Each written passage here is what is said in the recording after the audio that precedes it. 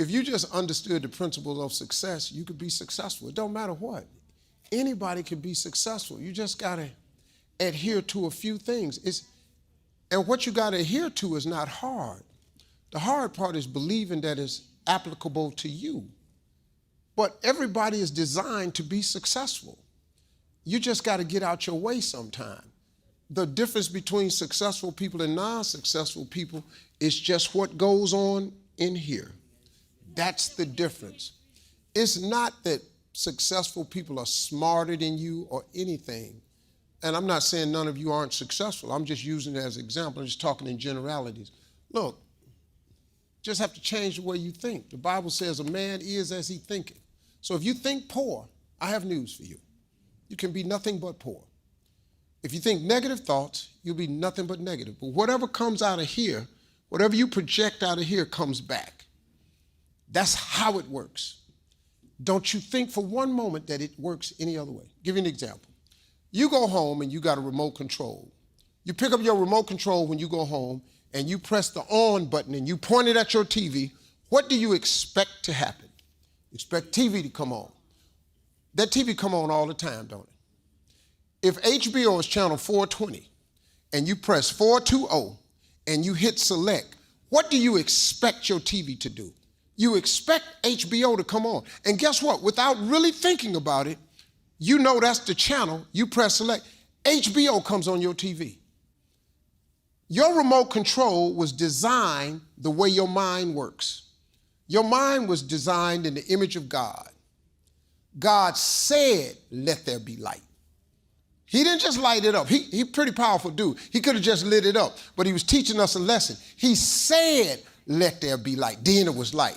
He was teaching us in the very beginning that what you say is what is.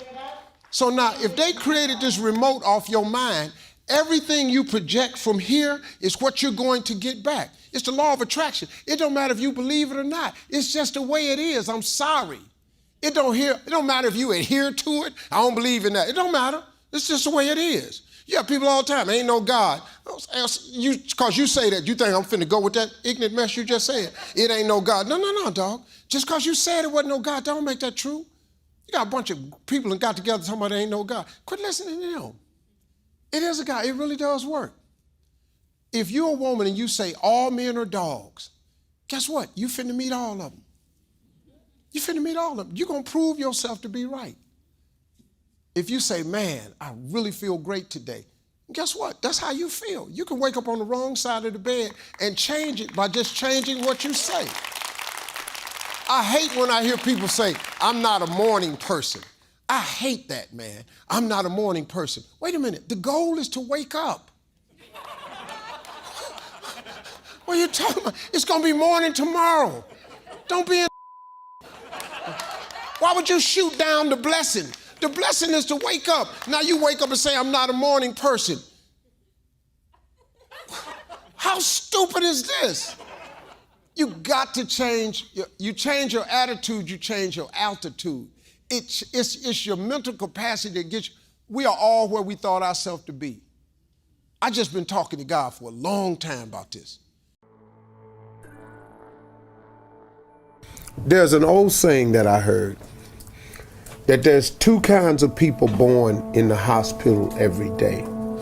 There's a person born in the hospital that's going to get a job, and there's a person born in the hospital that's going to give that person the job. You have to decide along the way which one you're going to be. You can be a leader, but a leader is a developed set of skills. It's a developed set.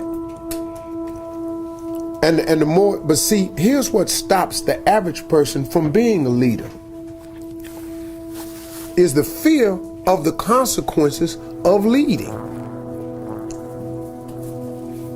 Most people don't want the responsibility of being a leader. But let me tell you the trick though.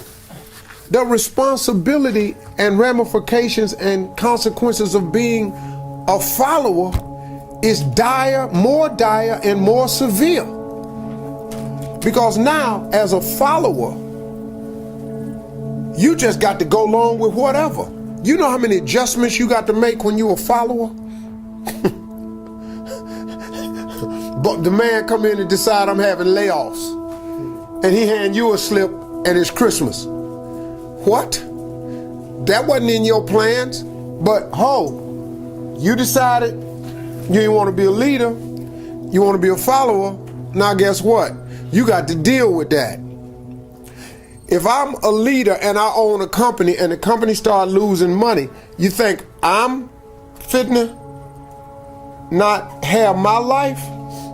No. Cutbacks start on the follower. The leaders don't go, well, let me quit. Because if I quit, ain't nobody eating. The cutbacks start at the bottom. So you have to make a decision if you're going to be a leader or not. But understand what a leader is, though.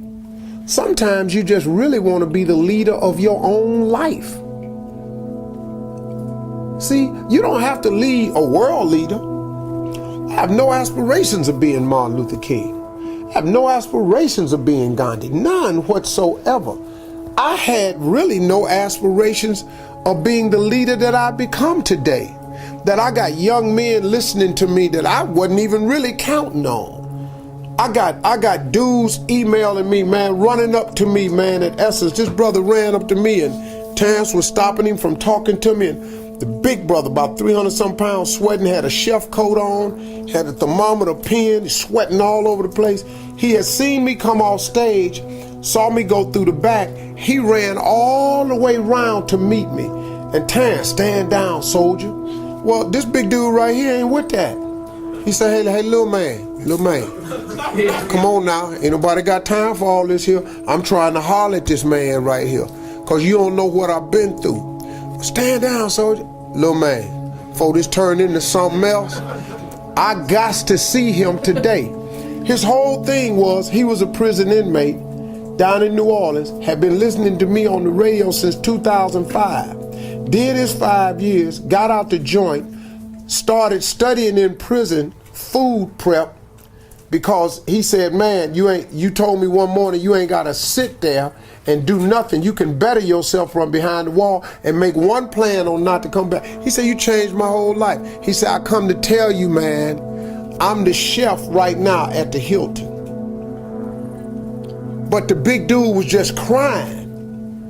You know, we end up hugging. I cried with him because, you know, I be feeling people like that.